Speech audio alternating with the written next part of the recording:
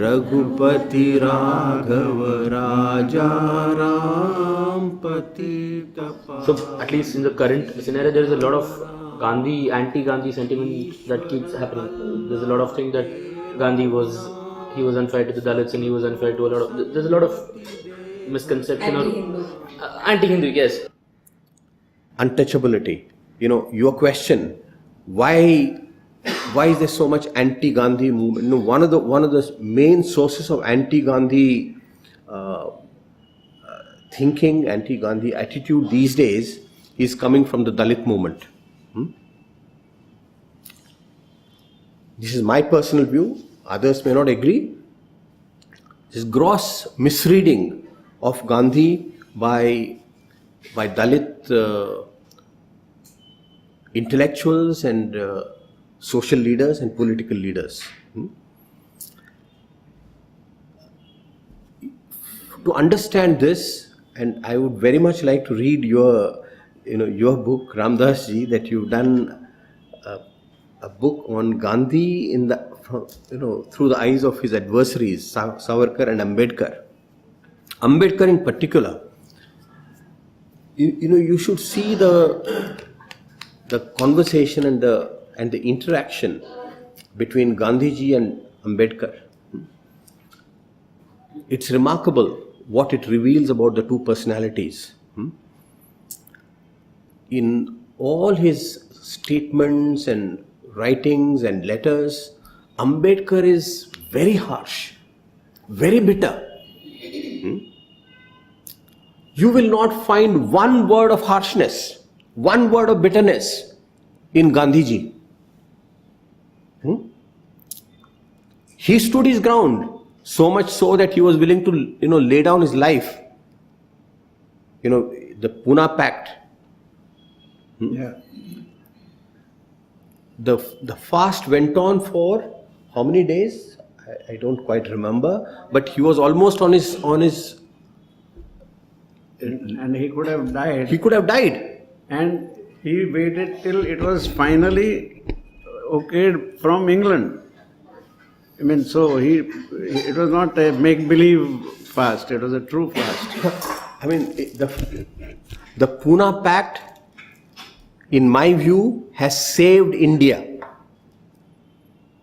Otherwise, this whole theory of separate electorates for Muslims, separate electorates for Sikhs, separate electorates for, there were no word Dalit then, but depressed classes or scheduled castes, it would have fragmented India. And the fact that 1940, after independence, when the constitution was written and the chairman of Written by Dr. Ambedkar himself, there was nothing of what he was demanding then.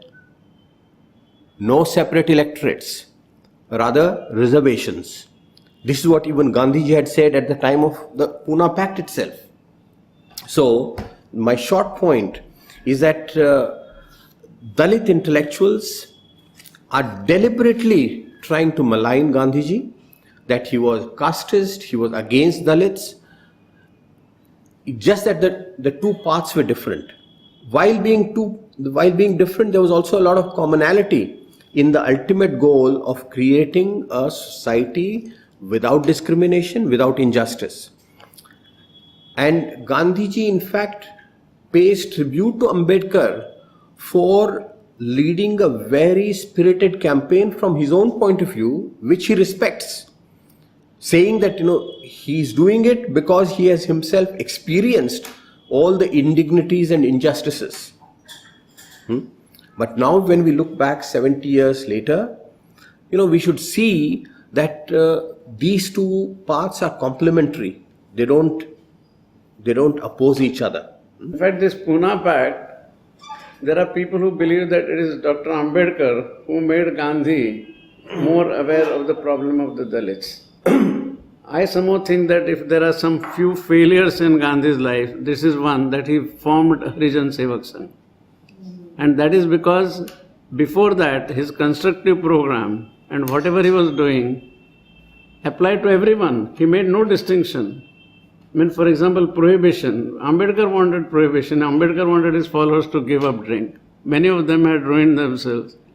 And so did Gandhi. So those who gave up because of that, beneficiaries, they included Dalits, and that was a better way of doing things than doing something for the Harijans, or education, or intermarriage, or anything. One of the things I am still studying is Dr. Ambedkar, in his 1917 thesis, wrote that the only way of countering this difference is intermarriage. So I was trying to find out how many of Ambedkar's followers have had intermarriages. I can understand their difficulty in marrying above so-called, Brahmins or whatever. But even among the Dalits, Mahars and Chamars, how many have happened as influenced by Gandhi, as influenced by Dr. Ambedkar? Now, strangely, Gandhi has influenced a large number. In fact, in my thesis, I have given a list of some 20, 30 obvious names of intermarriages between different castes. And you may mention that in his own ashram community, with the youngsters, if they were not doing intercaste, he refused to go for the wedding. No, that is after 9. No, that is where some scholars. Narayan Bhai ki shaadi mein wo nahi I know, but some scholars attribute that it is because of Ambedkar that he took that decision. But the point is, even before that, his son himself married Brahmin, but that's a different thing. But forget a very personal thing. So many others, Dandavate, Gore, I have actually given a long list, including some who married Dalits. सबको सन्मति दे भगवान